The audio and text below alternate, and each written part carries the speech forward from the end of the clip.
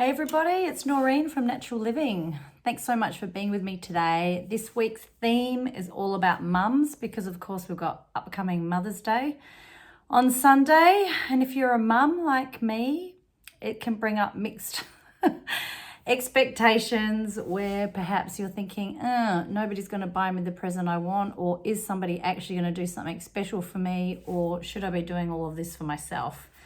Well, what I've definitely learned over the years is that expectation is a bit of a killer, to be honest.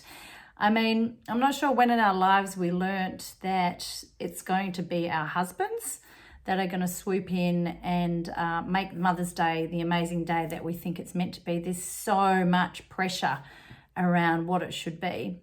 So what I started doing quite a few years ago, because my husband just didn't grow up in a family where presents were supremely important, whereas in my family I did. So the expectation was I expected him to go and buy me something amazing. And turns out that that didn't always happen and it would cause a lot of tension. So I've just learned over the years, hey, I'm actually a grown woman and I know what I want. So for example, this year, I'm going to buy myself a really good day pack because I've bought a camper van and I want to do a lot more tramping. That's obviously on behalf of my son because he's 15. I mean, God knows if he's going to do anything or not, but hey, I know I can pat myself on the back, and yes, I am patting myself on the back, and I think you should too, because man, we do the work, right? It's the juggle. I feel like I'm in a circus half the time, and I know you know it. This whole thing of like juggling making dinner. What am I going to cook for dinner tonight? Have I got all the ingredients? Oh, the toothpaste has run out in the bathroom, and the dog, well, she's overdue her vaccination, and the car needs a service, and the chickens, well, they need cleaning because for some reason I decided I needed chickens as well. And the compost needs emptying, which is sitting at the front door, literally for me right now, that I've walked past 3 times. And the kombucha, well, as if. I mean, seriously. This is about my 5th kombucha SCOBY. I gave up a number of years ago and then I just got one recently, and guess what? It's turned to vinegar. Maybe in my retirement, I might have more time to do all these things. But if you're like me, I see you, I hear you, I know. The juggle is real. So for Mother's Day, guess what? Just go and buy something for yourself, something you really want. Give yourself a Mother's Day gift because you know you deserve it. And it's actually a form of self-love. And I don't mean like the kitschy self-love, which is just another job on the list of things to do list. But I mean actually, and I'm not going to use the word treating yourself because it shouldn't be a freaking treat. You buying things for yourself that you truly want, that are actually going to fill you up on some way, shape or form, is exactly what you do for Mother's Day, but it's exactly what you do whenever you need to do it, which should probably be more often than what I have a feeling you're doing at the moment. Yeah, my friends call me the queen of self-love, and yeah, I'll happily admit, and it's not an admission, I love it. I'll scream it from the rooftops. I am the queen of freaking self-love because I've just learned over the years that I need to look after myself. I enjoy looking after myself. I've done a lot of self-freaking work to get to this point. And this podcast, if you're listening to it, or if you're on YouTube now watching the replay, it's all going to be about my top tricks, tips, all of that jazz that have really helped me in my life to get to where I am now, which is where I can honestly say I love myself and I'm able to look after myself and do the things that I want. Anyway, back to you mums. So Mother's Day, go buy yourself something you truly want. Lower the expectations of what you're actually going to get. If you want something organized, you can hint your life away for it, but I don't know if you're going to receive it. So who knows about that? I mean, some of you are actual control freaks though. Like, hello, I'm just saying that because I can be a control freak as well. But sometimes it's about letting go and trusting as well. And I think it's easier to do that when you've got that backup plan of like, I know I've got myself an amazing present, or booked that massage, or getting my nails done, or whatever it is that floats your boat.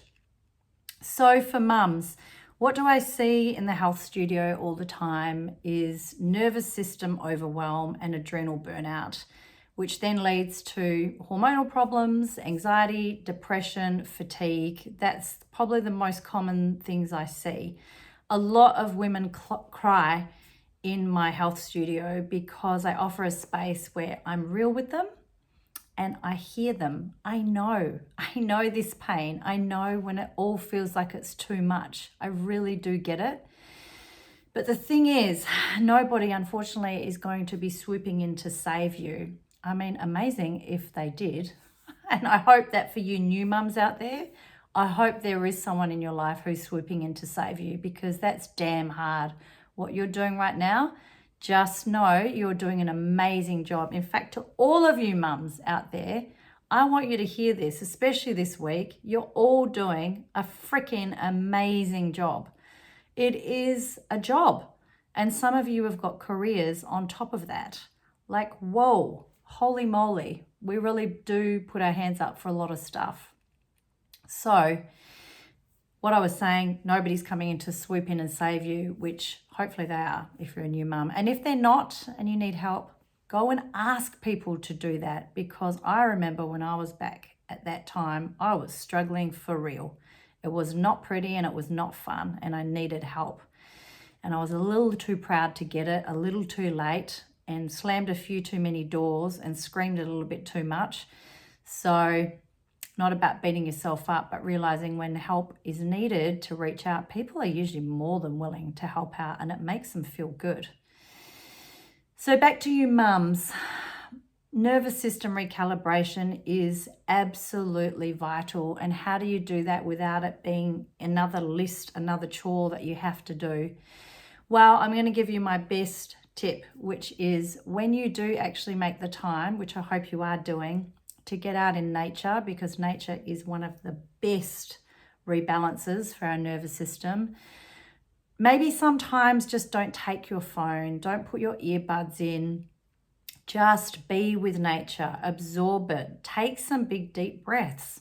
And you're going to hear me say this over and over again. Breathing is one of the fastest ways to recalibrate your nervous system, because it literally, deep breathing gets you out of the sympathetic nervous system, which is, remember, fight, flight, freeze. And it's like a switch, and it switches us into parasympathetic nervous system, which is rest and digest, which is a place we all need to visit more often during the day. So deep breathing while you're walking.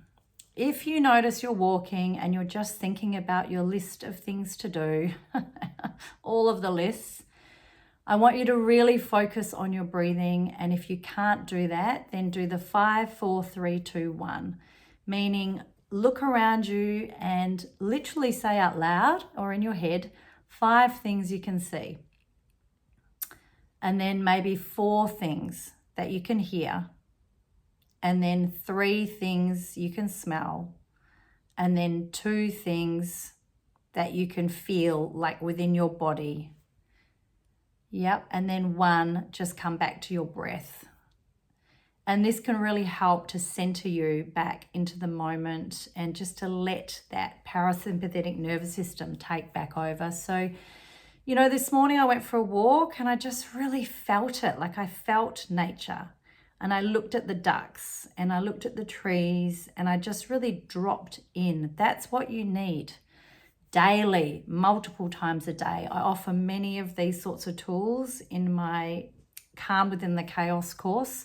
It's made for you. It's little bite-sized pieces of things like that which help to reset your nervous system. Because, I mean, let's be honest, it's not what you do once a month. Like if you manage to get to a retreat or, you know, yes, that's fantastic, but the juggle that often needs is too much. It's what you get to do daily as the wheels are falling off, as you're yelling at the kids, or just before, hopefully. When it feels like you are triggered, and you need to know what your triggers are. Okay, you'll probably have a tendency towards either yelling, screaming, or shutting down, or sulking. Probably one of those 4. And it's catching that moment before you go into the well-worn pathway or whatever your response is. Okay, use a tool, pick a tool. Just do what I've said so far, 5, 4, 3, 2, 1, or some deep breaths to anchor yourself back into yourself.